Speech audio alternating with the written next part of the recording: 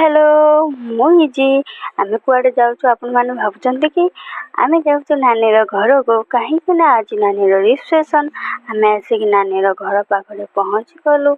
एठी डेकोरेशन बहुत सुंदर हेतिला।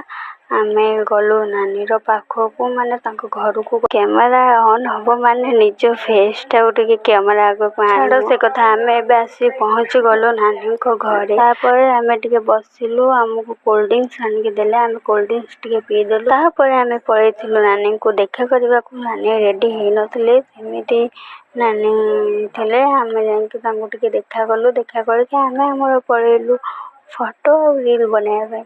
आमे सेठी फोटो रील बने के आसला बेलकु नानी रेडी हे के ताकर फोटो फोटो उठौले टिके जांके फोटो उठे देलु। उठे दे सरला पर आमे टिके खाइबा पळेलु।